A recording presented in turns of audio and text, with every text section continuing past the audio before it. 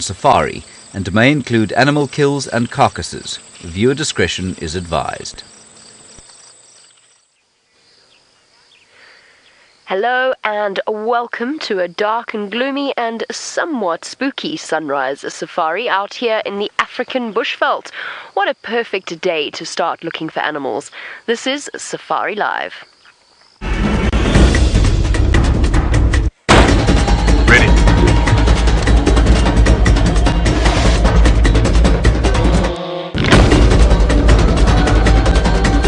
Standing by.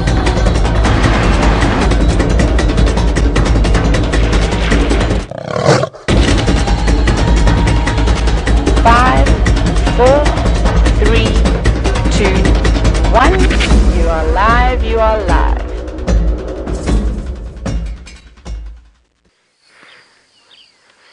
Good morning, as James would say, and welcome to the Sunrise Safari.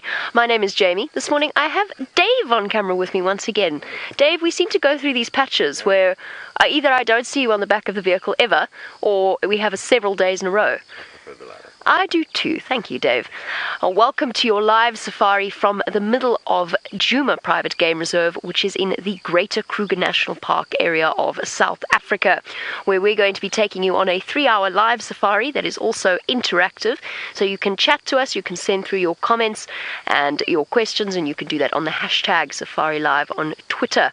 I said it's a rather dark and spooky start. Everything is blanketed in a sort of thin dampening mist. Are we going to get rained upon? I don't think so, Dave. I'm going to go with no, but we could. I'm not sure. Let's see how it plays out. That's half the fun of a live safari, is that whatever our plans are, we never know what to expect. However, that being said, Taylor and myself have come up with a plan of attack this morning. And what we are going to be doing is combining our efforts to search for lions, since it seems as though those big cats have a tendency to disappear at the moment. So we're going to be out looking for lions, and of course, whatever else comes our way. But apparently, I've been told, the lions were roaring all of last night.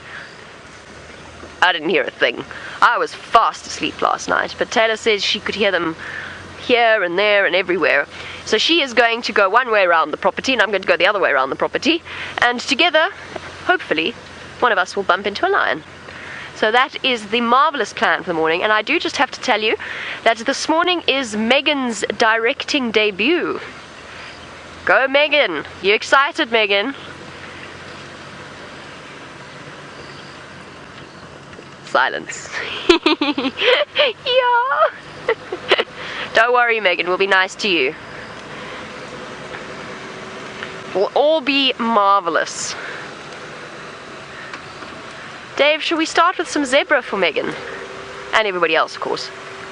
It's a bit dark. It's a bit very dark. These are the same zebra that Taylor had on foot yesterday. She said they were amazing. So relaxed and comfortable. Hello, boy. It's okay. Dot, dot, dot.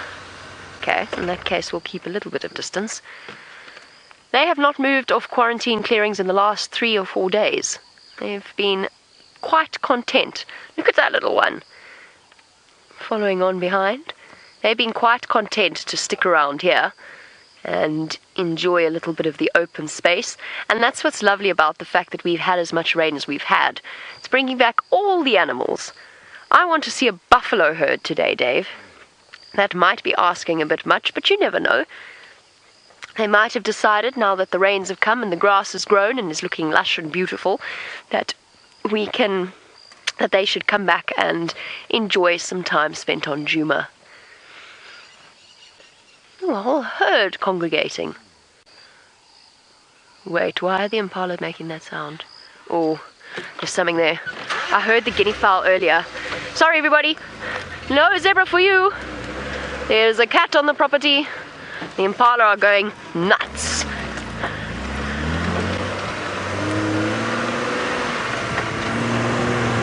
Whee! See? Never a dull moment. Hey, Dave. Aren't you glad to be back on Rusty, Dave? Not being bounced around on the back like a jack-in-a-box. And before anybody says anything, it's not just my driving. She gives shocks as well. Okay, Impala, what have you seen? If you have falsely alarm called, I'm going to be hurt. I don't think so though. Okay. Let's try and get a direction that these impala are looking in. Oh, it might have been the wildebeest that scared them. The wildebeest has just come racing through.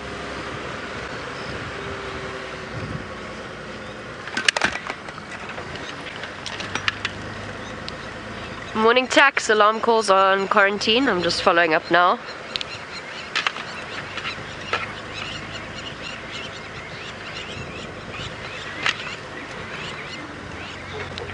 Right in the middle. I'll let you know which direction they're looking in a moment.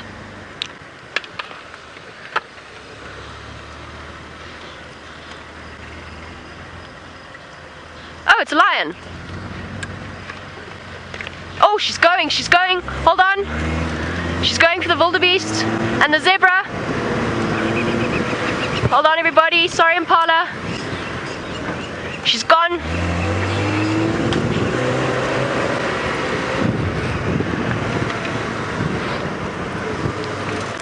Tax Faga Jumbo, there's a Mufuzzy Ngala that's hunting the zebra here. There she goes, look at that! Zebra's streaming out, there goes the lioness. All racing away. And there's a giraffe as well. I've lost track of where the lions are. I think they've gone across to the western side of quarantine. Come on, Dave, we gotta go fast. Where is she gone? Standing by Tax. Sorry everybody, I've just got to speak to Taxon as well. Tax, it looks like Mufuzzy Ngala. She just chased the zebra on here. I've lost her visual though.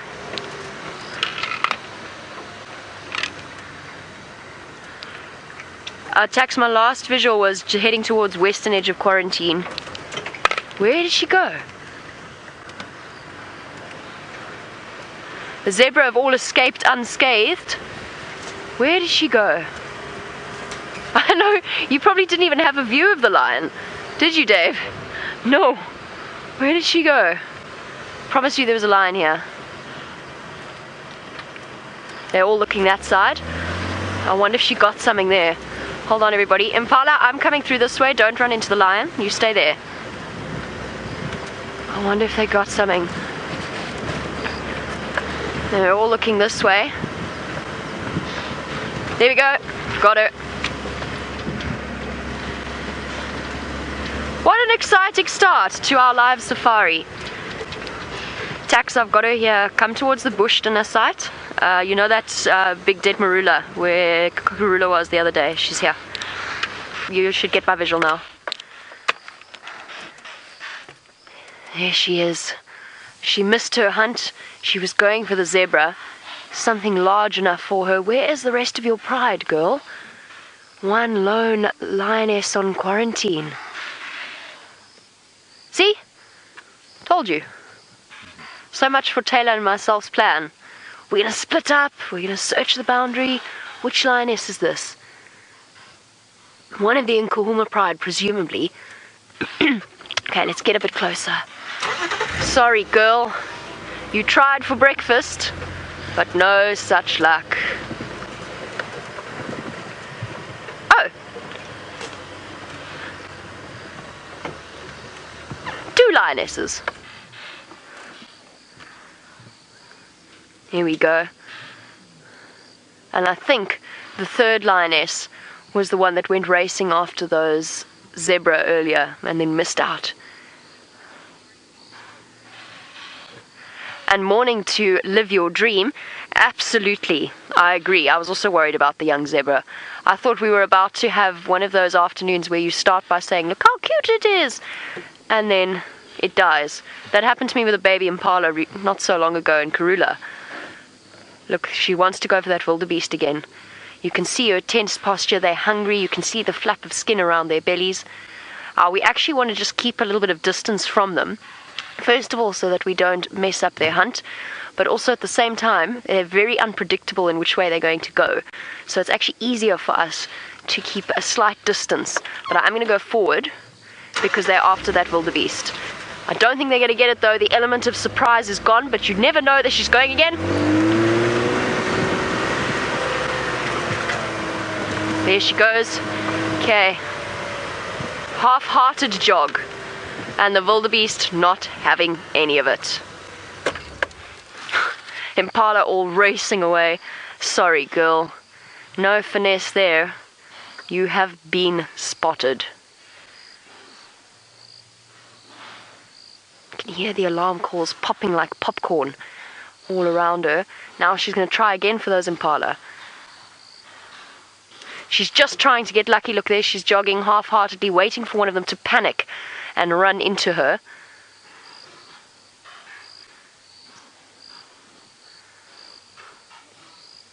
She's determined. The other lioness, less so. Okay. What an exciting start. Trying to decide which lioness to follow. Look at the way they're splitting up. The one lioness has gone that way, the other lioness has gone this way. Look, she's going to wait in the hope that something is going to come racing this way. The impala is streaming towards her. That's exactly what they want. Come on. For sensitive viewers, I'll let you know when you need to stop watching. Look, you see she's lying flat, she's waiting. The impala don't realize there's two lionesses on this clearing. And the other lioness is just trying to guide them towards her.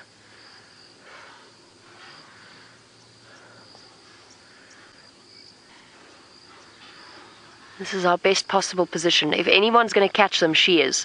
The other lioness doesn't have the surprise.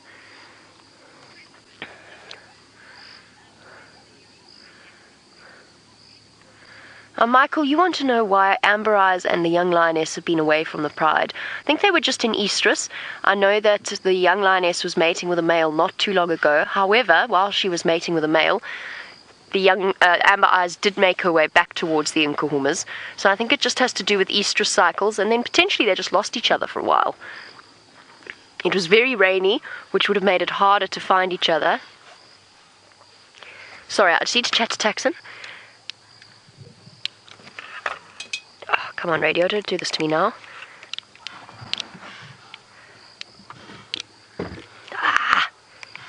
Don't do this. Tax, have you still got visual of that second one?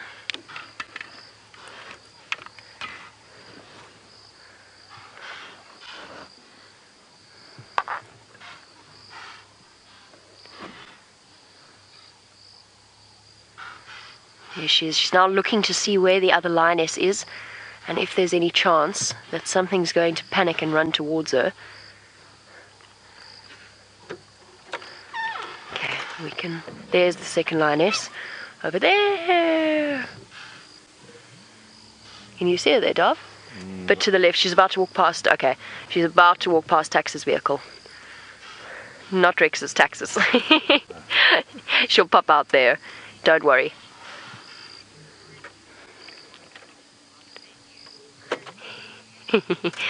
Andy and Julia, I actually shouldn't laugh. You know, I really shouldn't. Do you want to know how hungry a lion has to be to put people on the menu? If it's night time, they don't have to be hungry at all. So if you're walking around in the bush at night and you are walking around, and even if they are full-bellied, we are the most defenseless creatures out here. And you will, eventually, if you keep walking around at night, you will get unlucky and you will get eaten. The reason I say I shouldn't laugh is because actually it's not funny. There was a huge problem in the Kruger National Park, and there probably still is, with refugees from Mozambique trying to come in through the Kruger and being eaten by lions. The lions actually learned that the people followed the power lines and walked at night because they're refugees. They're trying to stay unnoticed, and the lions would get them. We're going to play a little, girls. We're all hyped up. Stunning. Yeah, the zebra are still there, girls.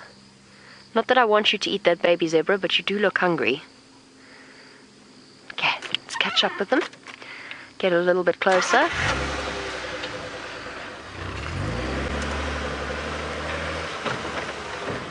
So that was a bit of an exciting start. Not a bad way to start off your morning safari.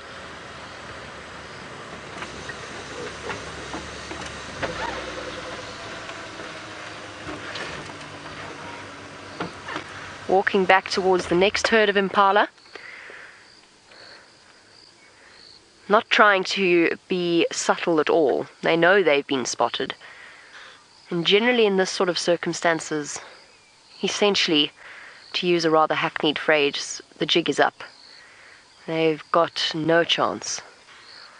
However, I have seen them hunt buffalo before in this way, where they just kept pushing and pushing until one of the animals panicked and made a mistake. Look, they're splitting up now. She's gonna... Ideally, I actually want to get around and ahead of them.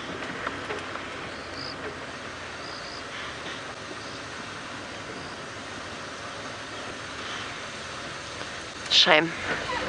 So watch the lioness over there at the back, Dave. Watch her slinking around. She's trying to get around the impala so that she can herd them back towards the female that's hanging back. And this is where the secret to lions' success, this cooperative hunting strategy. Even when it's just two lionesses, they've got an amazing way. The other lioness moving off to the right. We're going to reposition now, because any second now they could go.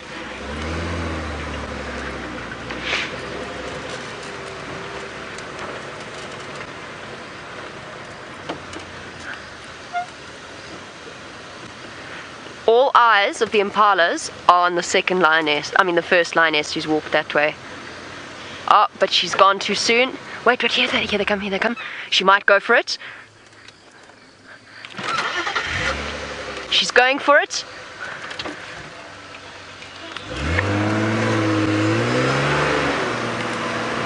Now, Kate, do you want to know how often lions make a kill? No, she gave up. Kate, roughly once every 3 days. Here's the lionesses. Sorry, ladies. Sorry, everybody. I'm just going to wait for tax to come past, and then you'll be able to see them. Luckily for us, it's a nice open area. It makes driving a lot easier. So, Kate, it can be up to a week. It can be even longer than a week. They might just fail in every attempt. But the average is probably about once every 3 days. And again, it also depends on what they've killed. If they have killed a buffalo, and there's only a few of them, then that meal can last them for up to 3 days, and they spend the next 24 hours fat, flat, and flatulent. Okay, let's catch up.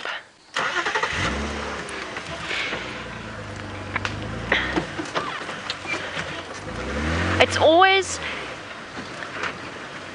what is the word? Actually quite awe-inspiring to see a lion in action.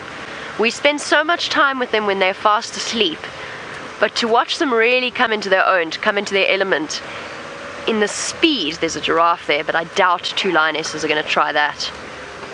The speed with which they launch themselves is a mind-boggling thing.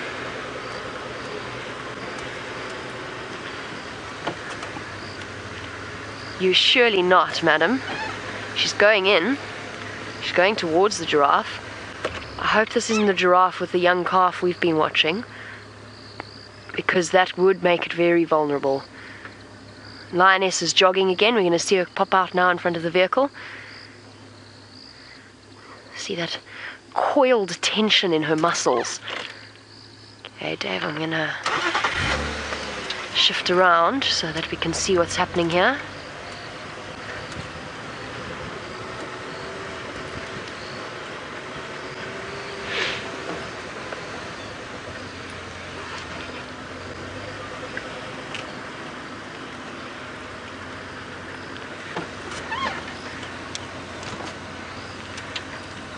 I'm going to go around the other way. You can still see a lioness. Go, Tax.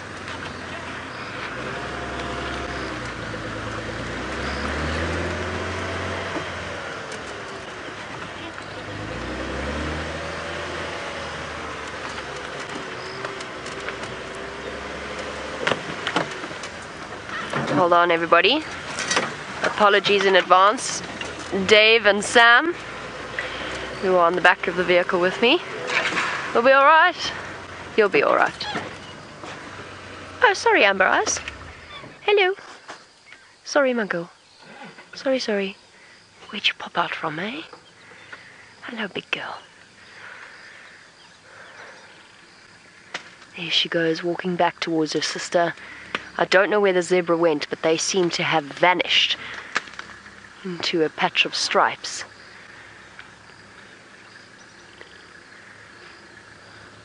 Here we go. That affectionate head rub. Reaffirming that they love each other, even if they failed to get breakfast. Which I think is high praise for the bonds between lioness.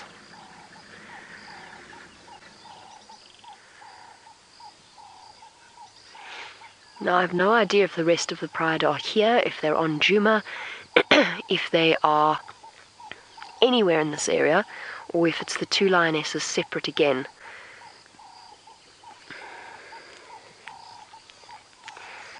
I don't know even if there was a third one, or if one of the lionesses doubled back. Now, Miguel, you say, isn't a baby giraffe a bit big for 3 lionesses? No, not necessarily. The mother will try and defend it, but I have seen 2 lionesses before with a baby giraffe, so it is possible. Okay, we're going to have to play a bit of leapfrog with the vehicles. For now, we're going to let them go ahead of us. We are going to hit a very sticky patch here. Don't want to go around just yet. So I'm going to try and find us a better position. And this morning, Putela hasn't even had an opportunity to say good morning, so let's head across to her.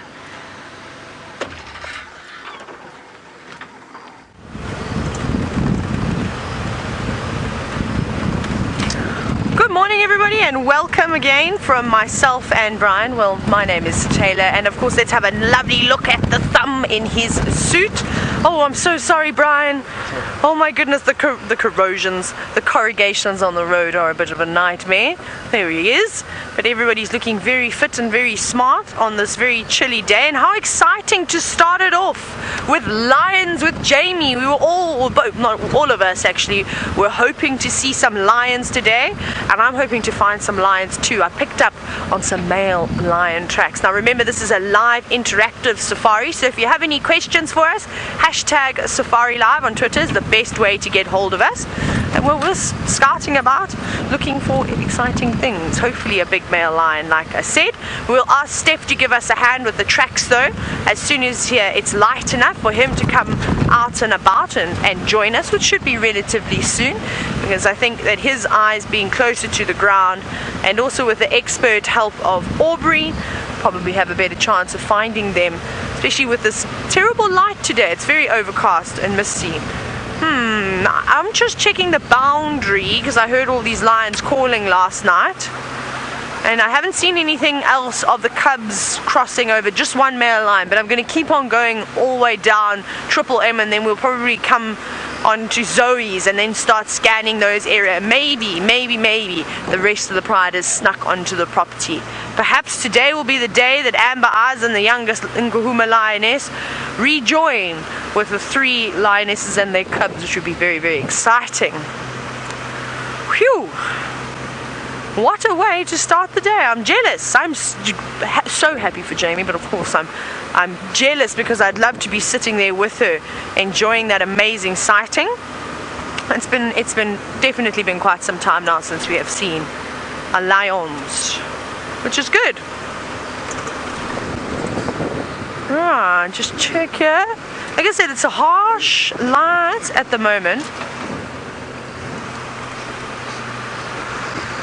As we're scanning here, the sand is actually very nice and soft. This is very, very good for tracking, but it doesn't look like anything was walking out. Oh, I also had leopard tracks this morning. Now, Kate, you were wondering if there's any sign or any new, James, sorry James, I didn't hear that very well, if there's any news on that mystery leopard from last night. I'm not sure, but a couple of friends of mine that are actually staying at the lodge, they were in the sighting and they managed to get some really good shots. They're both photographers, so they've also sent those images over to Bob, who runs their project. We were having a look last night at the various male leopards that it could be, and we couldn't find anything. It didn't look like it was Djuma. It definitely didn't look like Mvula. So we're not certain just yet. I haven't actually spoken to them this morning, but if we bump into them, they're on Taxon's vehicle, we will ask them and see if anybody has said anything, which will be very exciting to find out. But he didn't stick on the property for very long. They said he was heading straight back towards, sort of in a northeasterly direction, as if he was going to cut through Buffelshoek cut line and then perhaps go back to the Manuleti. So maybe it's a young leopard from the Manuleti that's come through. And we're going to keep moving around over here, and I'm going to get hold of Aubrey in just a second to let him know about those male lion tracks and the leopard tracks that I also had near the gate. But I'm going to send you across to the man who's an expert on foot.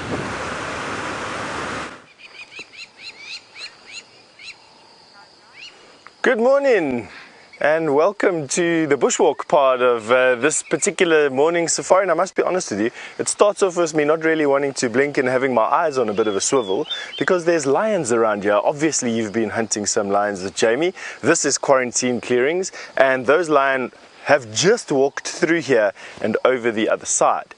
But that is not to say that there aren't other lions around here. Of course, those two lions or lioness that you're looking at there are associated to a pride, which no doubt Jamie has been telling you all about. And of course, just because you can only see two doesn't necessarily mean that there aren't others around. This particular clearing can hold quite a few lion, I'm sure. So while this time of the morning, which is sunrise, right at the sunrise, is more dangerous than in the middle of the day for walking into lions, at least we can start to see underneath the trees, we can start to see in the shadows, and that makes it a little bit safer for us to do. But excuse me, I haven't even introduced myself. My name's Stef, and basically what our plan is today is to walk down into the Twin Dams area of this particular reserve and go and have a look for Hosana, Xongile and Karula. Those are a family of leopard that we have living in this particular area, 13-month-old cubs and very relaxed on foot, and is making for some very exciting, very awesome encounters that we have on these bushwalks at the moment, and something that we're all looking forward to doing every time we go out, which is quite nice. But we just got to get through the thugs of the bush, these lion. Shame. I suppose that's a bit unkind for the lion, because although they end up being labeled the bullies of the bush, they're really just acting towards their nature. These types of encounters where lion tend to dominate other big predators in this area, notably leopard and hyena, to an extent I suppose hyena, not every time, is just because they're in competition for the same food resource. There's a little bit of stratification. In other words, lions do tend to hunt for the larger boned herbivores, things in the range of about 500 pounds or so, whereas leopard tend to hunt for things slightly lower than that, around about half of that, around 250 pounds and much lower. And then hyenas sort of scavenge when they can, hunt when they can't, and will eat anything from dying fish all the way through to beetles and giraffe if they really get a chance.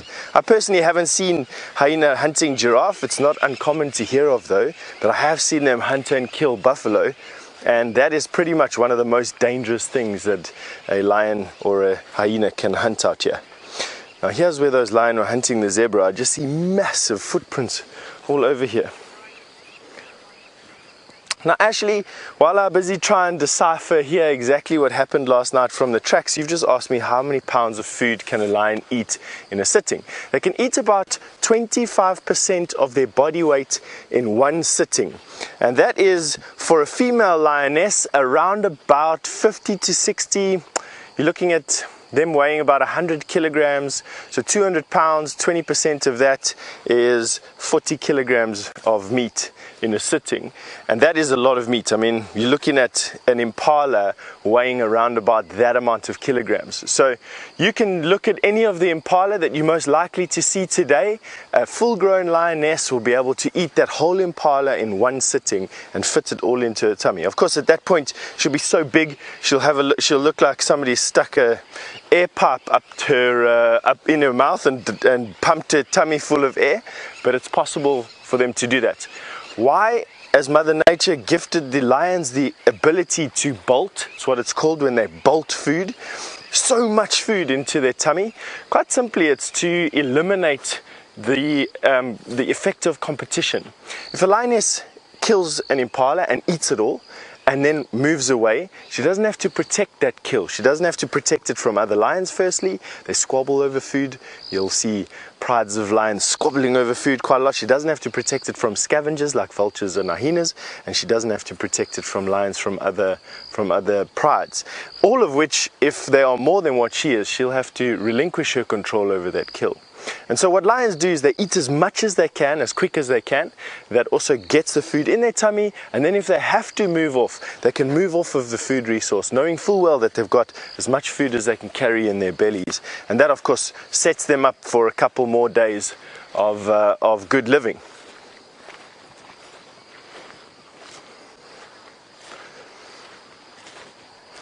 Now, I might get your name wrong here if you don't mind. Report Low, I think, or Report Lobes, excuse me if I managed to hash that up. Oh, Report Globe. I may still have it wrong, but anyway. You wanted to know why are lions a little bit more dangerous at night than what they are during the day? That's actually a good question. Lions are, let me say, bipolar, I think is probably about the easiest way to describe it. In the daytime, they're very timid. Some lions are very timid. Lions in wilderness areas that don't have a lot of interaction with people are fairly timid, and will usually move away from people. On the odd occasion that you've seen lions on foot with people during these safaris that we do, you'd notice that the lions are very wary of people, head up, quite often moving away, sometimes rushing away. Every now and again they'll give a growl or a little bit of a charge towards you, but it's usually to protect retreating cubs, or, you know, in the case of a mating pair of lion. At night time though, they switch to very inquisitive. I wouldn't go overtly aggressive, but definitely inquisitive, definitely not timid. So whereas in the day they choose to move away, at night time they almost always will come right up and come and inspect whatever it is. And quite often they'll hang around the periphery of a camp. I've spent many evenings, probably close on years, in the bush sleeping underneath the stars. And when we've had lions around the camp, they've almost always prowled around the edges of the camp. It almost gives you the feeling they're looking for a weak point, or looking for something to eat. And so they generate this impression that lions at night time are a lot more dangerous. Do we walk around here at night time in the middle of the bush? No. Does anyone that I know of or ever have met in my life walk around at night time in the bush? No. And it's because we all us field guides have this feeling that that lions at night time are very different to lions in the day. So, I mean, let me say, are you going to get eaten every time a lion is near you in the dark? No. Is it quite scary to encounter lions in the dark? Yes, it is actually quite, because they're not scared of you. They call you out when you're staring at them. They sort of stare back, but it's a I see you, little man, and you look like food stare, rather than a, you know, what are you up to? Why don't I know where you're going? What's up with you walking into my bush? So it is a bit of a different thing, I suppose. But anyway, I mean, there's no use talking ourselves scared. We've got an entire walk still to go on, and many things to search for over here. So in the meantime, while I find my way off of quarantine, because I've wandered around here now quite a lot, is why don't we go to Jamie and go find out exactly what she's been up to.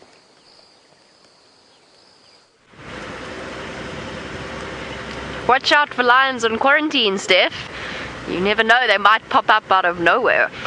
Okay, so just an update on what's happening with the lions. They have gone flat. You know that drainage line, for those of you that have been watching over the last few days?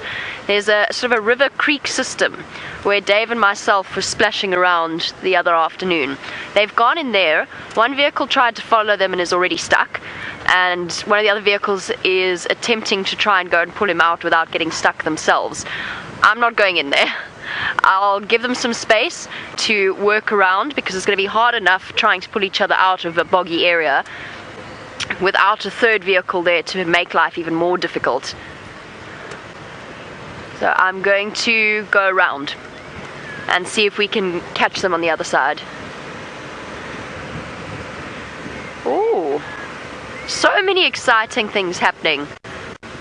I also know I've got a surprise up my sleeve for you as well. It's a busy, busy morning. Back over to Taylor with what she has. Come. There we go. Look who we've got sitting down here on the ground.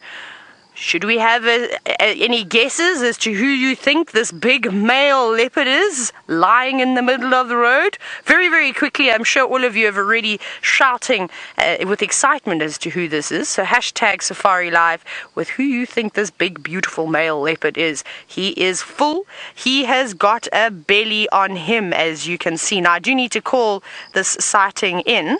So let me very quickly just call it on the Game Drive radio. Mobiles, I've got a male leopard just off Rebecca's, quite close to Philemon's cut line. One unlock. Here we go.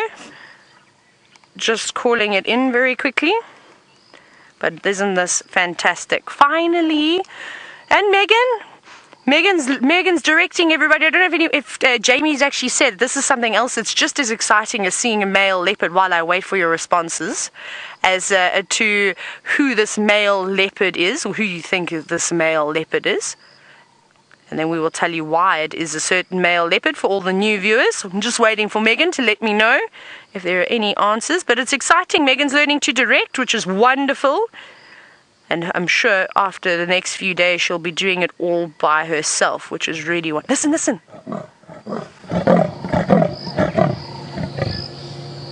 Here we go, giving a territorial call. Sorry, Megan, you didn't come through there. I just heard you say one or two words and then the comms cut off. Sarah, you're wondering if this is quarantine. Close, but not quite quarantine just yet. Let me see if I can get a better position. What I want to do is I actually want to go just around the corner. We can have a look. Hello, boy.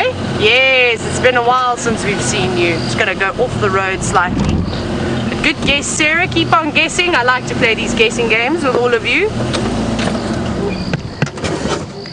Woohoo! James and Nina, you win the lucky prize again.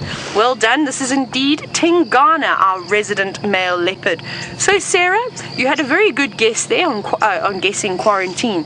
Now, the only problem is, and I should have told you exactly where we are, but we are still on Djuma. So, quarantine's territory extends much further east on Cheetah Plains, and see he pops into Nkoro every now and then.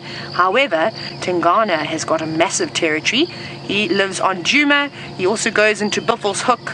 He goes to Torchwood. He goes to Little Gowrie. He goes to Simbambili and all these different properties, and of course Arathusa too. And Chitwa. Apparently he spends quite a bit of time near the Chitwa Dam. But he looks massive this morning because he has got a full belly. I'm not sure what he's eaten, but he definitely came from the south. So perhaps he made a kill of an impala or something along those lines, and that's why he's been so scarce over the past couple of days, is because he's been feeding his appetite. But he looks massive, and he is a beautiful, beautiful cat. Look at him. Hello, boy. You're going to give us another good call, because that would be really, really wonderful if you could do that. So he's coming through now. He's eaten. He's well fed. You can see he's panting quite a bit, not because it's hot, but because, as most of you know, when these big cats do gorge themselves with food, is that it puts a lot of pressure on their diaphragm and on their lungs and all the organs inside. So they can't take the biggest and deepest breaths like they normally do. So they're only left with being able to take these short, sharp breaths. And that often makes it look like they are panting. So I think he's on his way he's starting his territorial patrol. That little half-hearted call that he did, and he does some impressive ones, so that's why I say it was a half-hearted call. He'll need to do a bit louder and a bit longer if he wants any other leopards to hear that he is around and in this area. But now, I'm just going to take a nap quickly. And I think he'll do that for most of the morning, is he'll walk a little bit, and he'll mark, so he'll rub his cheeks up against branches. He will also urine spray up against trees. He'll vocalize, maybe sit down like he is now, have a little 5-minute siesta, and then carry on with the day. I'm going to have to get quarry branches for us today, Brian. The flies are back. Miguel, you're wondering if Tingana is short for a male leopard. And not particularly. He's a decent sized male leopard. He's not anywhere near as big as Anderson from the pictures I've seen, or Mbavala, which are the two contenders for the largest leopards in the Sabi Sand. So he's actually quite tall. You see, the problem is that from a vehicle, it sort of distorts our view, I suppose you could say, because it makes these animals look a lot smaller. We're looking down onto them all the time. But if I were to stand next to Tingana, or maybe what we can try and do, maybe this will be a fun game, all of you that are very good at editing, maybe we'll try and see if Tingana walks down the road. We'll do a screenshot of him, and then I'll try and stand in the road exactly where he sort of stopped and posed, and next to him, and then you can compare height difference. But I suspect that his head would be up near my waist, maybe even a little bit higher than that. They're not small cats. I mean, a leopard can almost be, he's probably just over 2 meters in length. Maybe with his tail all stretched out, actually quite easily. So they're not small cats. And he's a big boy, and I must say, ever since I've started working here, I feel like Tingana has gotten bigger. What do you think, Brian? Yeah, do you think he's still putting on a bit of muscle? Yeah, a little bit. And you know what? And especially when he's full like this, he looks enormous. There we go. He's up again. So what we'll do is we will take some screenshots. There we go. He's spraying. Not really. He seems like he's too exhausted to do anything along those lines. Lord John, you're wondering how old Tingana is. Now, for the life of me, I've completely forgot, but I want to say 8 years old. I think he's somewhere around there. If I am mistaken, I apologize. Please do correct me. # Safari Live with his correct age. But I've hit a complete blank with Tingana. But I'm certain, I think he might even be turning 9 this year. I think he's getting a bit older. Right, I'm going to reverse very quickly before we lose him. Tingana, don't go in the bushes. You don't need to be racing around in the bushes this morning. No, just marking. Okay, should we see if we can get a screenshot here? Here's your opportunity, so take a screenshot, and then when he gets further up enough in the road, then I will go and stand where he was standing. Maybe we'll go and stand exactly where he is now at the moment. So grab a screenshot very, very quickly. And then I'll be sneaky and stand outside the car when he goes up around the bend. Because he doesn't look like he's... No, we won't be able to do it right now. I don't think I want to go and stand next to Tingana while he's still there. Hey, big boy? No, we'll wait. So we'll just keep trying. Hopefully he gets on the move and actually moves off. Oh my goodness, you know what? Today is an amazing day. We've started off with lions chasing a giraffe around and doing all sorts of exciting things, as well as impala and zebra. We bumped into our favorite male leopard, and now Jamie has got the royal family in a tree.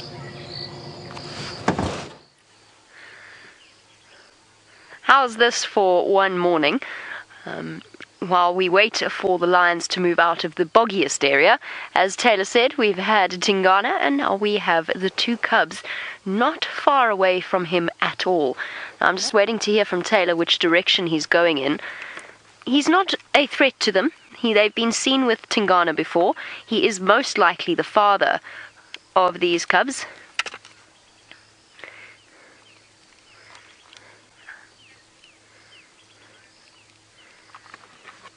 Sorry, just listening to Taylor's update. Oh, there we go. Okay, he's not as close as I originally thought. Careful, mister. You two stay right where you are. Don't you be coming down here. There's lionesses about, and they're not far from where you are. So you just sit nice and tight up in your tree and make sure that you don't get caught by surprise. So the lions, to give you an idea or a sense of scale of where everything is, the lions are about 300 meters, 300 yards away from these leopard cubs. Tingana is about 700 yards in the opposite direction. So they're between Tingana and the lions.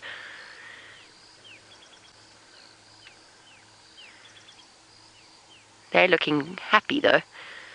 Content, waiting for Mum to return to them. Pretty much where we lost them yesterday. A little bit further into the block. Now there's gorgeous Hosana. Looking somewhat sleepy and droopy-eyed. But watching the pair of giraffe that the lions chased earlier, I can't see them anymore, but that's what he's looking at.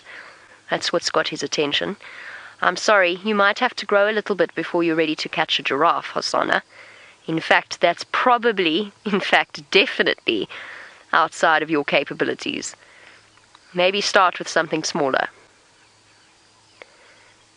Although we've seen Hosana stalk elephants before, it's all the natural part of the learning process, practicing their skills, even though they don't intend to hunt it. I saw Xongile when he was about just a little bit younger than this, stalking a buffalo, which would definitely have been a little bit of an ask for a young male leopard. Even a leopard of Tingana's size would not be able to take out an adult giraffe. And feeder point, I think. You want to know where the cubs sleep. Wherever they happen to find themselves. Feeder point. You want the leopard cubs will sleep wherever they find a resting point. A comfortable marula tree like this one is a good spot, as good a spot as any, but that doesn't mean that they won't sleep on the ground as well. Leopards often sleep on the ground. However, at the moment it's so humid and misty that they are usually found sleeping in trees because the grass is damp. They don't really want to go and lie in a damp bed. But they'll pretty much sleep wherever they find themselves, and that might make them seem quite vulnerable, but they're constantly listening, constantly hearing the things around them. The only time I've ever seen another predator get close to a sleeping leopard was with Shadow and that hyena, where the hyena nearly stepped on her before she realized what was going on. Shadow, of course, being the older sister of these leopard cubs. Their oldest sister, actually.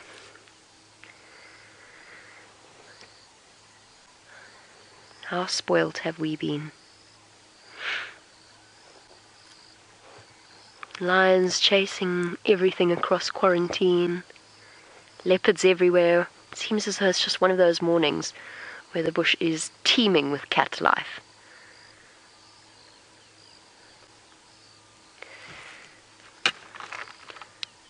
Rex.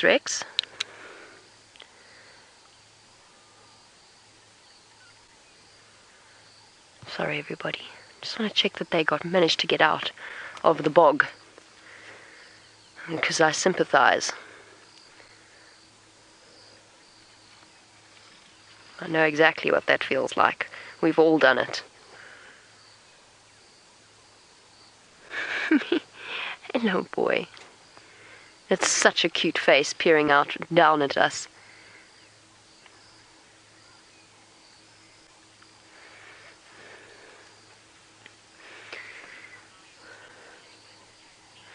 Now, Justine, welcome to our sunrise safari.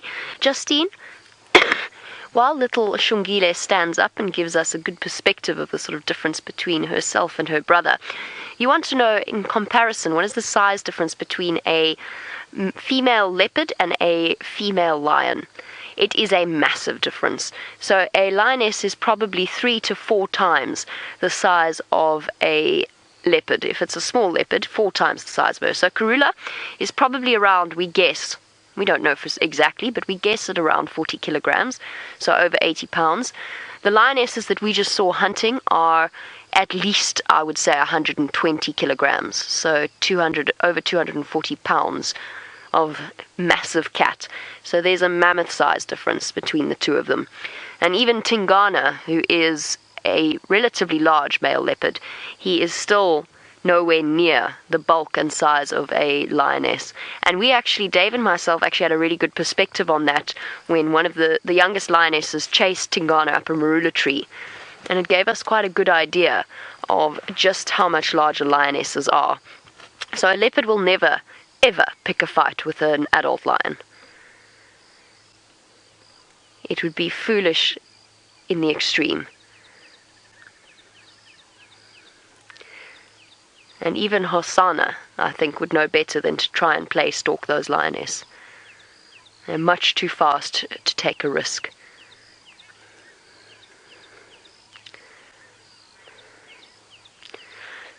Good question, William. I was just wondering the same thing. You want to know, do I think the leopards know that the lions are there? No, I don't think so. She's looking at the giraffe now, by the way. That's what's got her attention. I don't think so, but they might know that there's something around. They might even think it's their mum. Not that they would come running to check. They'll wait for her to come and call them. But so there's no risk of that. But they might have heard the vehicles and they might realize that there's something going on in the area. But I don't think they would know exactly what it is, and I don't think at this point they can see from where they are, even up in that marula tree. I don't think they can see those lionesses. The lioness went to ground in quite a thick area, in a thick drainage line. So I don't think that they know that there's lionesses there. They do, however, know that there are lions in the area. And the reason I say that is because they made such a noise.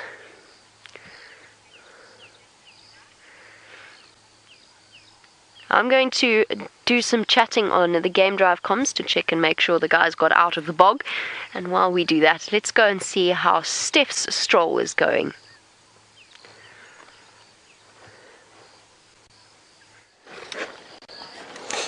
We have got such an awesome thing happening over here at our feet. We've got a column of ants. I heard them referred to as safari ants the other day, but to be honest with you, I don't know. They're just so small. They're actually quite difficult to identify. But just have a look at my feet over here. They're coming from one place and moving to a new den, or a new, what did you call it? My brain has gone blank. The colony is moving from one nest to another. Most of them, I would say about 100 ants to one, are moving in a direction here to a new nest that they've dug for themselves. But just have a look at the speed that they're going. And they really are small. I mean, we're looking at not quite microscopic, but definitely so small that from where I'm standing at the moment I can't make out any sort of distinguishing features whatsoever. Let's have a look and see what you can see. They're not carrying any eggs, no babies, but they're definitely moving home.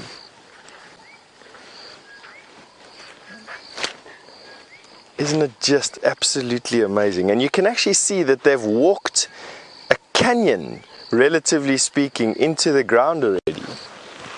Just tens of thousands of feet moving those sand grains that are bigger than what they are, to be quite honest with you. Very, very, very cool. And they're coming into a hole here. And what is amazing is that all these ants are going into a hole there, and they're piling in there, and they're not even displacing any sand. So that means that there must be a cavity under the ground here.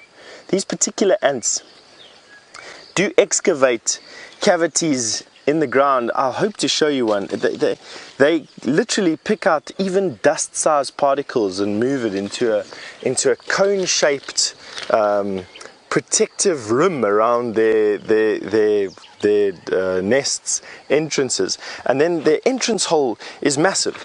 It's about a fist-sized entrance hole with these tiny, tiny ants removing the dust. It's just absolutely unbelievable. Watch where you stand there, so we don't squash these poor little guys. just quite phenomenal. I don't even know why they're moving, but obviously ants move for a reason. Most of the time it's to avoid predation from other ants and for food, or because their tunnels have been flooded. In this particular case, and here's our ever-present pirate fly. There we go.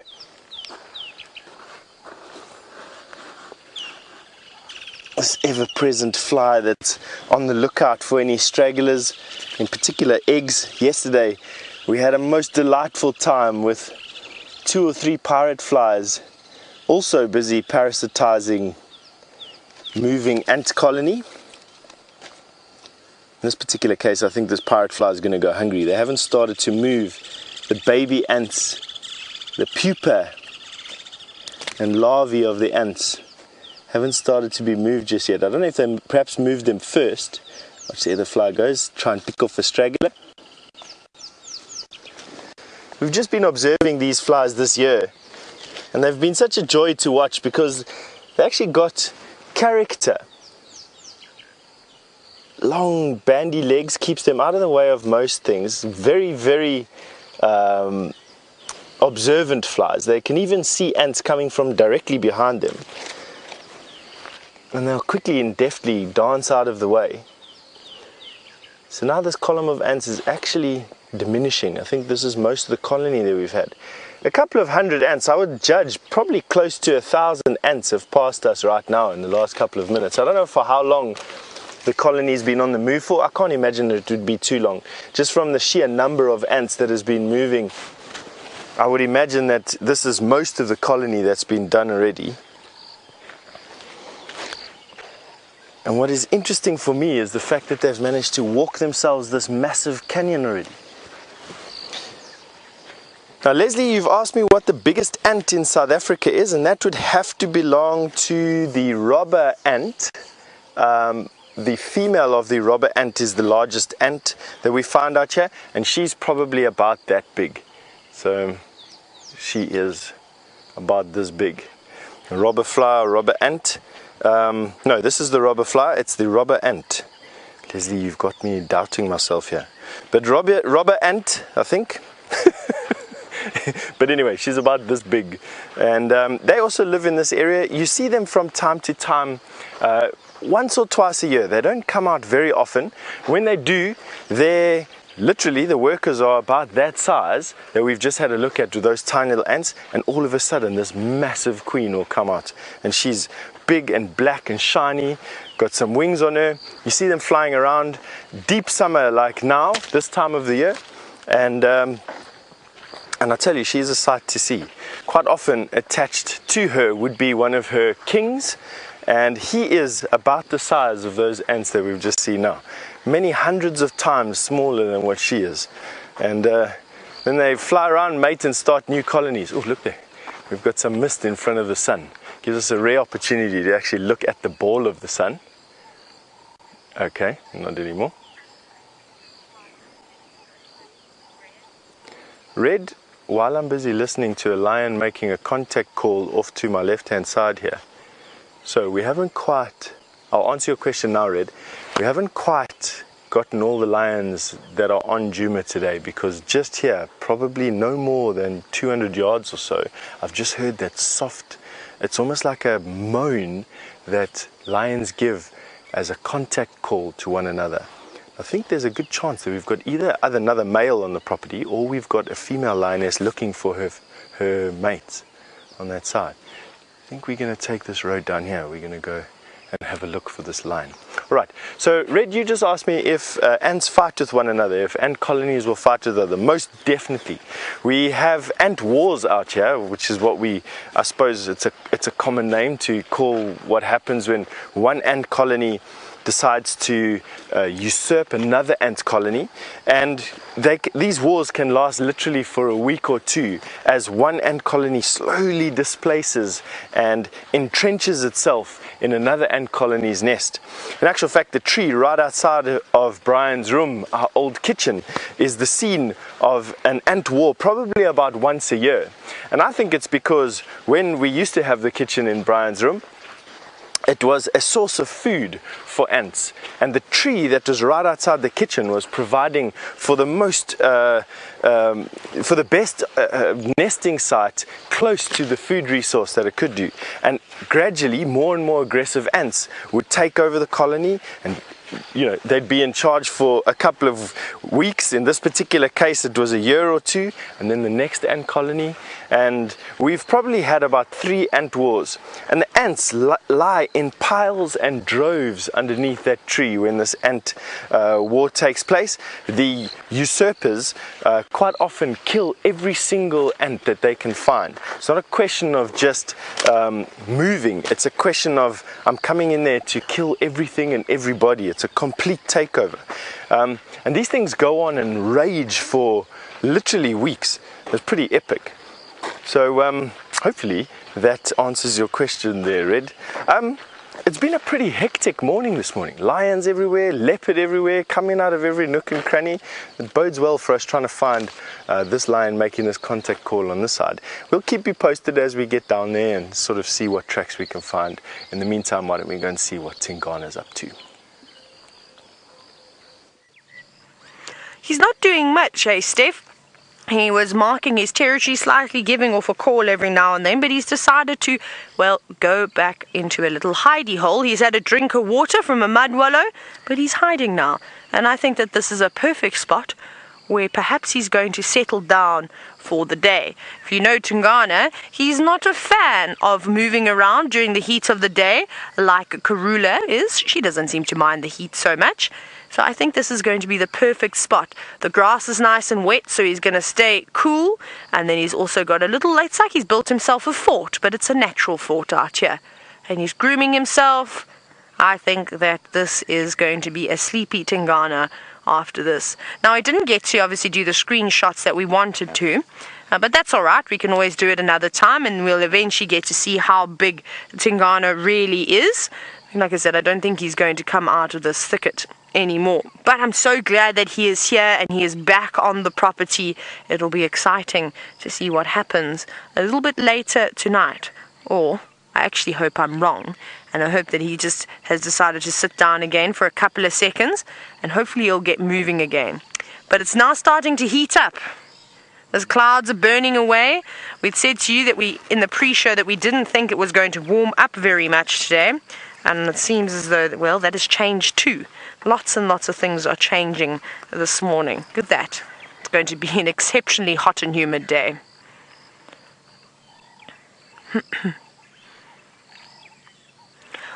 Carl, you're wondering if Tingana knows the cubs, if he's ever visited them before. I haven't seen any interaction between the three of them, but that's to say that it just maybe didn't happen behind the scenes and we weren't there. It's not uncommon for male leopards to come through and recheck their territories, as we're seeing at the moment. And of course he is going to bump into his cubs and Karula at any moment. While they're still so young, I think he'll be alright with them. He won't be bothered too much, but as soon as they get older, as soon as they hit the 2-year mark, things will change a little bit. Karula Xongile will actually most likely show a bit of interest in Tingana, and we know that this is their father. But inbreeding in nature is actually normal for a couple of generations, so it's nothing to really worry about, because in the next couple of years, Tingana will be pushed out by a younger, fitter, stronger male, and then that, of course, will stop the...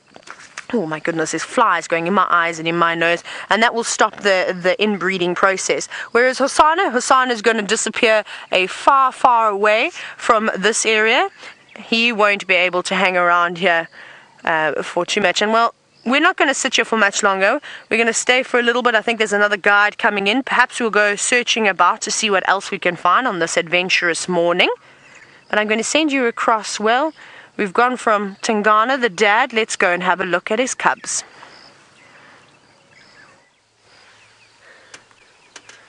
On this beautiful cloudy morning, the dangling tail of Xongile is lovely to look at. I'm just listening to the updates about these lions. Xongile is looking in the direction that they were last seen. Now they've moved into a very, very wet seepline area. And I wonder whether or not our Bushwalk team might have a strong desire to go off and help us search for them once again, because our vehicles can't make their way into that particular area. I think Xongile has seen something.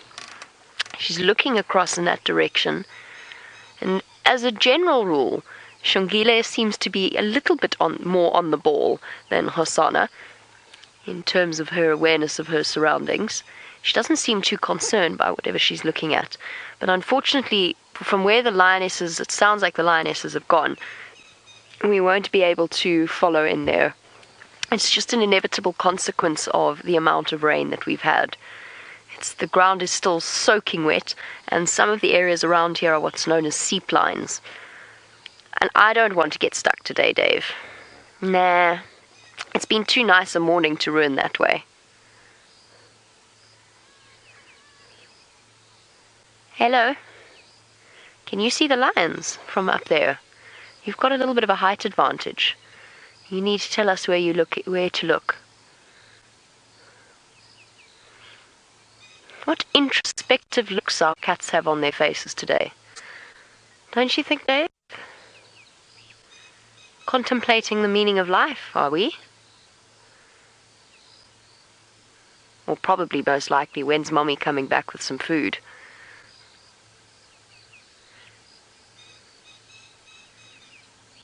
This is a truly stunning image.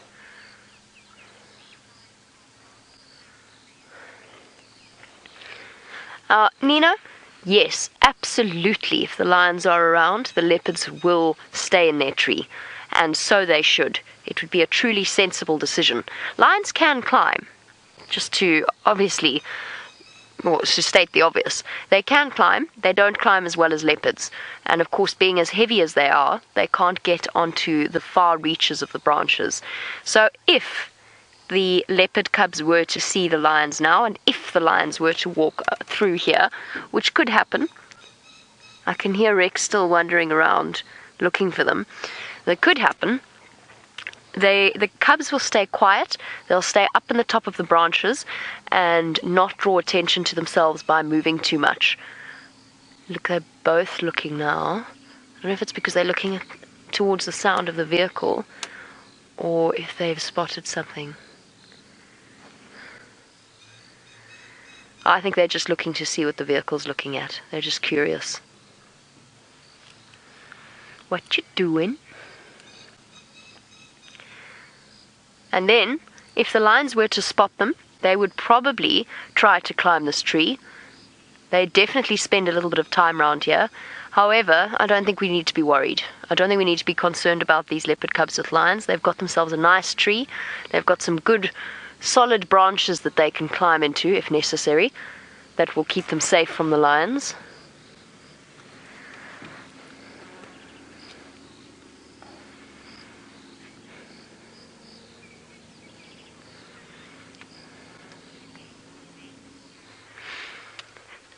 Now, we've spoken about the fact that it's wonderful to see these two together, just because these moments are going to be, well, we're not going to be able to enjoy them too much longer once these leopard cubs become independent. And Karen, you want to know when will Xongile be able to mate? Karen, at about 2, she'll start her first estrus cycle. She probably will initially go into a period of false estrus while her body adapts to the changes before she actually comes into a true estrus. It might even start a little bit earlier than that, because of course females develop and become independent quicker than males do. What you looking at, girl? Are you looking at that Franklin or the lionesses there? I'm trying to read from her body language when she's just something's attracted her attention and when she's actually seen something. You see that look? Are they there, girl? Can you see them? I wish I spoke leopard. It would really make life a lot easier. Add it to a list of languages I need to learn. Relaxed again. I think if they start to come in this direction, we'll see a definite change in her body language. What were we talking about? Oh yes, females becoming independent faster. So at around about 18 months, actually, she could start her first estrus cycles, but they'll really only settle in when she's about 2. And she'll probably have her first set of cubs around 2.5. What an experience that will be, Xongile. Won't know what's hit you. I hope she's around for us to see when she does. It would be a true privilege to see whether or not she's inherited her mother's mothering skills. Look at that focus. I don't know if it's because she knows there's something there because of the vehicles, or if she can see them. I'll just keep checking behind me. Oh, that's a dead branch, girl. I'd be careful on that. There, good girl. Don't go any further along that.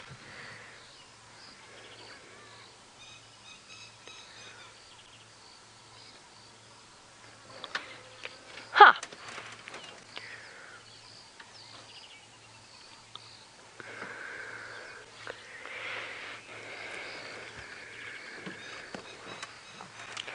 Welcome to Veronica. I think we're going to have to do some shuffling around. Veronica, you want to know, will Karula continue to bring food back for them until they're independent, or will they hunt for themselves? They're already hunting for themselves. They are... Don't knock each other out of the tree now. Sorry, just hold on one sec, Dave, just in case they... hissing at each other. Okay, let's reposition. Veronica, they've already hunting for themselves and catching small prey items, and they will continue to get better and better at it until the point that they become independent. Even after they have become independent, especially for Hosana, there's still a chance that Mom will allow them to come and join her at her kills, even once they've reached that independent stage. And I say especially Hosana just because he's more likely to stick around for a little bit longer. But remember that female leopards will never bring food to the cubs. Just got to be careful, there's a big hole. Rather, she'll come and fetch the cubs and take them to it.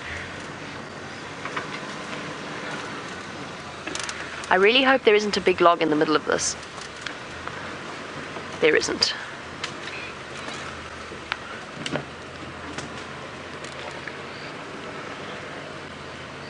Watch heads. We got some spider webs there, Dave. I'm covered in them. There's about 5 different spiders crawling around here. Okay. Let's watch Hosana now. He's looking back there.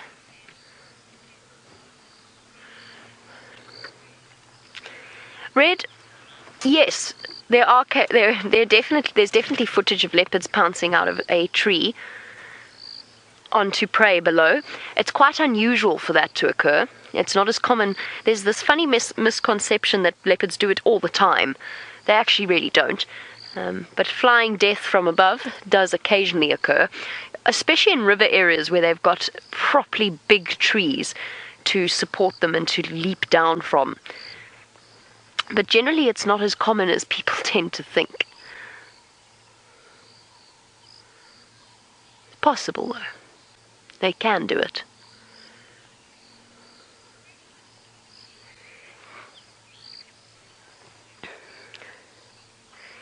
Now, Katie, welcome to our sunrise safari. Katie, you want to know if the royal family is the only group of leopards nearby, also, of course, known as a leap of leopards. That was perfect. Thank you, Xongile. Katie, no. Their older sister, Shadow, has... Oh, having a good scratch.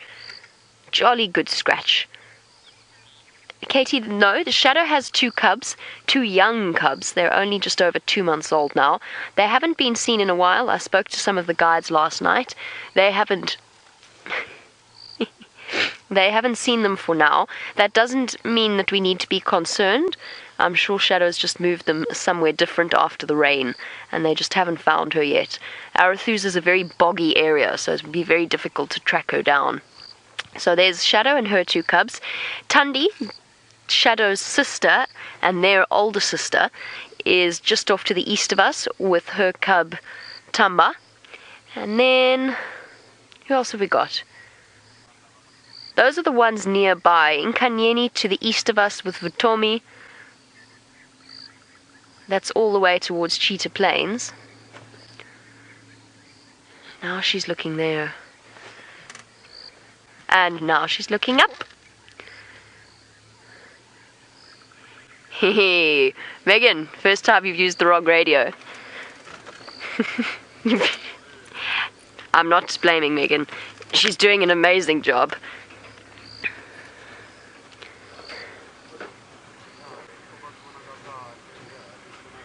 Oh, jolly good scratch.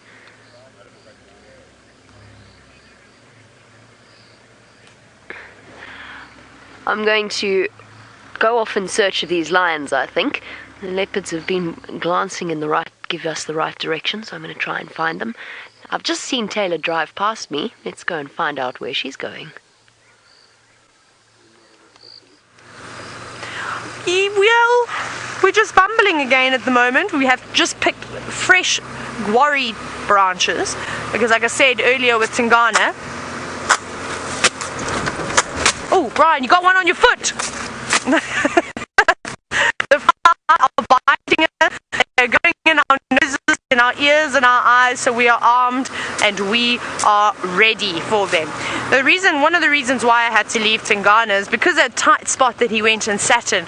There were a couple of guides that wanted to come and see him, and there was really only a good view for one vehicle, but you could make me squeeze two in.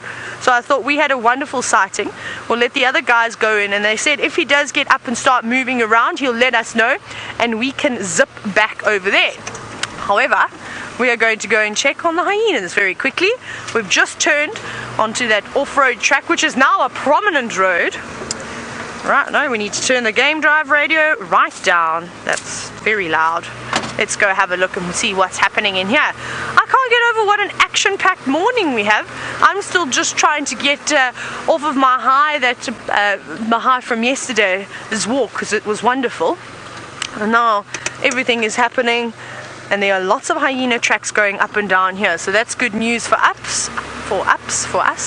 Hopefully, Ribbon is going to be sitting out with her darling cubs. Let's sneak over.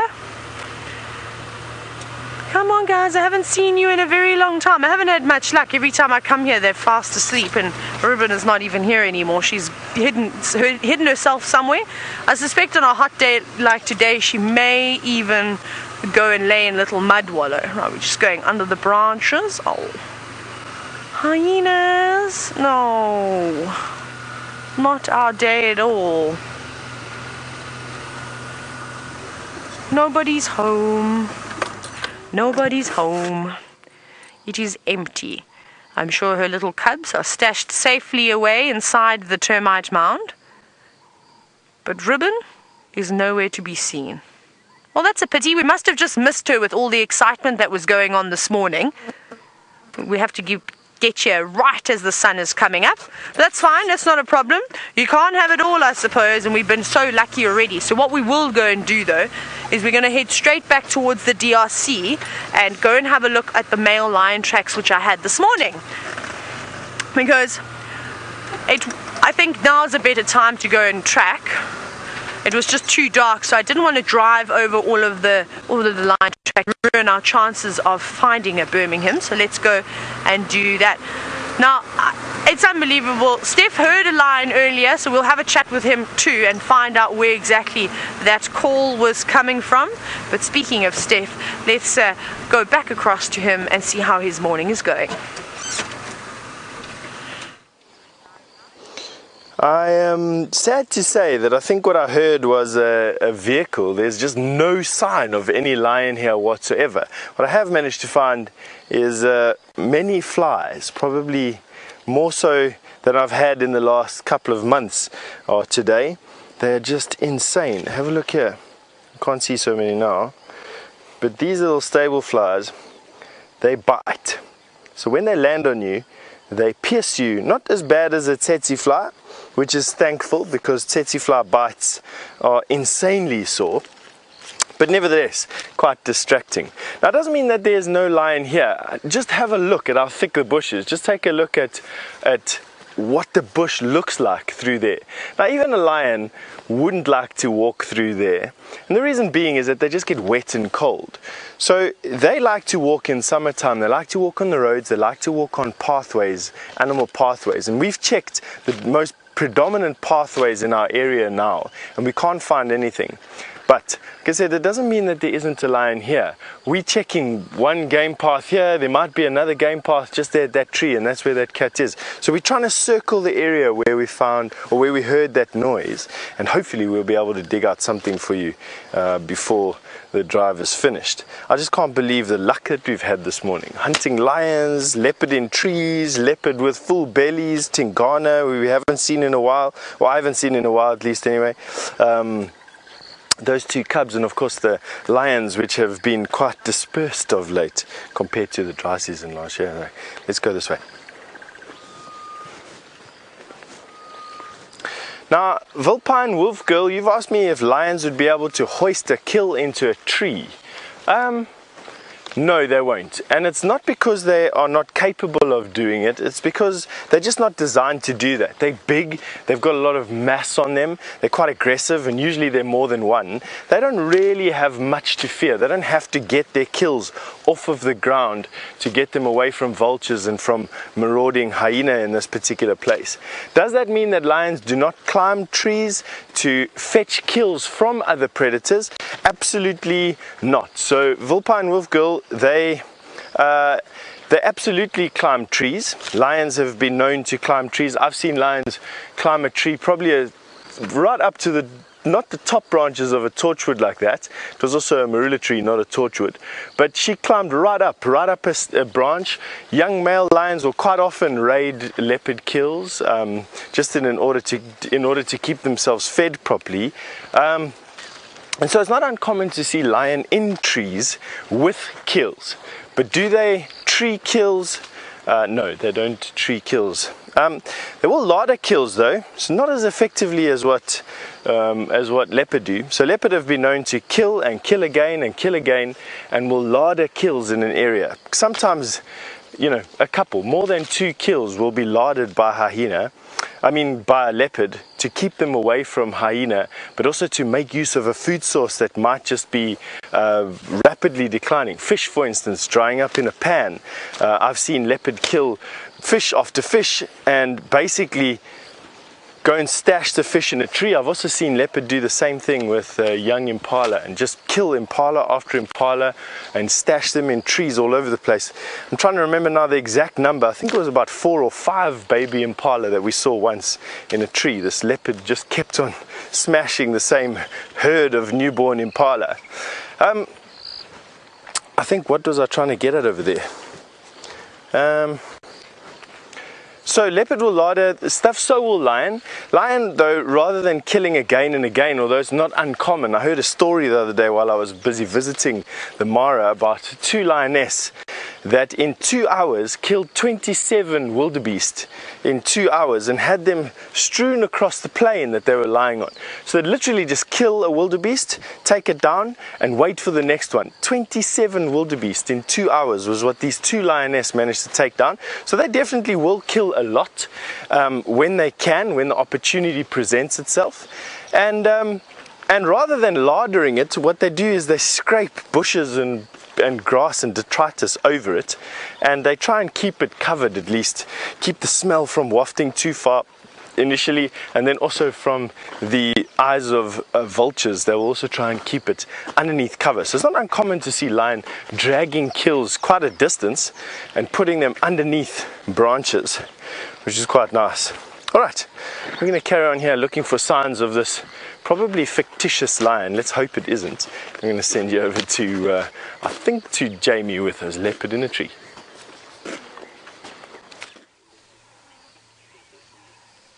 Oh, the leopards in the tree are keeping us thoroughly entertained, almost as much as if we were walking to find some lions, I suppose. I'm just trying to see if Xongile is coming back for revenge. She was lying where Hosana's lying. Yeah, she is too. She is too. She's going to do the same thing to him. He just did this. Oh, no, she's not. She was lying where Hosana's lying, and he walked up to her, put his paw on her bottom, and pushed her off. and she dangled for a moment precariously, then jumped and smacked her face into the marula branch. I don't think she was terribly impressed with life. And if I hadn't seen her do the exact same thing to Hosana, I might have been taken in by that look of injured innocence on her face. But I have seen her do the same thing to Hosana. Remember when he had that limp and he tried to jump up into the tree and failed, and she just walked up to him and pushed his paws off? Well, revenge is best served cold, Xongile.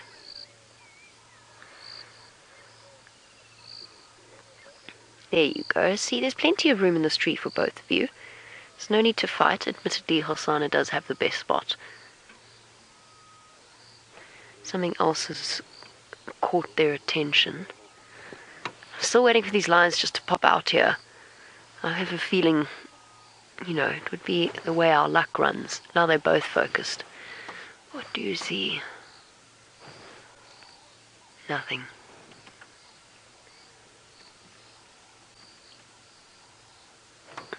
Okay. I actually think the walking team, if the lions are flat and not moving towards us, I actually think the walking team are the only people who are going to be able to get there, just because of how wet it is.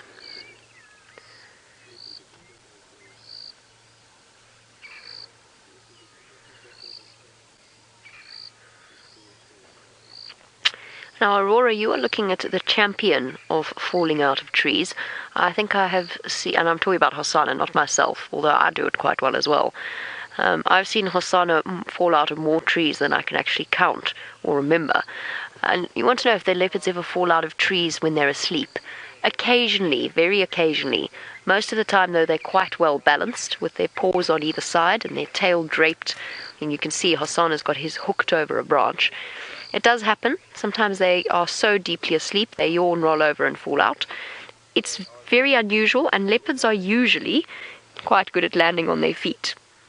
Not always. Sometimes they actually can injure themselves. But for the most part, they're pretty good at sleeping in the tree. That's what they have evolved to do. I saw Xongile fall off the bush to the side the other day. Just while she was fast asleep, she just rolled over and smacked herself. It does occasionally occur. Mostly when they're young as well, because of course they're still building up those skills. Hosana, I say Hosana's the master of falling out of trees. That's because he takes risks. That's what he has to do as a young leopard. Practice and learn his limits. Like a baby monkey. They also fall out occasionally.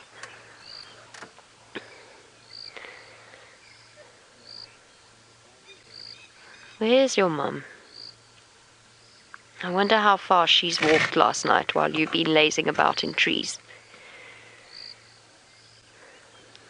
They're both quite itchy. I noticed that yesterday as well. I think the plenty of water has caused an explosion of ticks. We'll ask Stef on his walk. I'm sure he is already covered.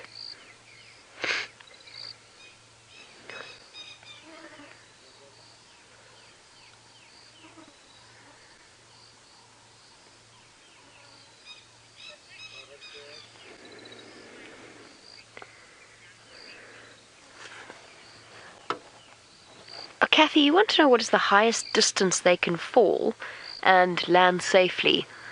I would guess, and it is a guess, at around about 45, 50 feet. It would not be... Sorry, guys, I'm distracted, but there's so much happening this morning on the Game Drive radio. It's how we all communicate with each other. And I'm just listening to the updates. It's very important that I know what's going on, otherwise we could miss something, and that would be tragic. And the update is that it sounds as though the Nkuhumas have crossed. Well, I mean, obviously they've crossed, we just saw two of them, but I want to know whether or not it's the rest of the pride as well. Oh, what was I talking about? The height that they can fall out of a tree. I would go further to guess at the fact that I think it's probably better, or a lighter leopard could fall from a higher distance and land comfortably just because they don't have the same mass. So the impact is not as hard. There's some amazing footage of Anderson trying to hoist something. I can't remember what he was doing. The Anderson male is a very big male leopard, and he fell out of a tree. He must have been about 30 feet up. He's fine, but I'm sure it hurt, because it didn't look like he landed on his feet. It looked like he might have landed on his side. But I honestly don't know exactly what the distance is. You'll probably find they're like children and adults as well. Kids seem to bounce.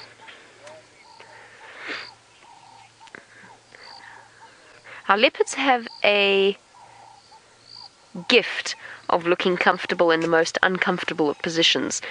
And we have a question about whether or not the trees in which they sleep are comfortable to sleep in. And Cedar Point, no. I personally don't think so. I've tried sleeping like a leopard in a marula tree, and I have to tell you that it wasn't very comfortable at all. But then I'm not a leopard, and I don't have a nice soft layer of fur covering me. So maybe it's more comfortable if you're a leopard and shaped like a leopard. They certainly will not go and lie in a thorn tree. They do have certain trees that they like to sit in, marula trees especially, because they tend to have A, no thorns, and B, these nice horizontal branches that they can lie in.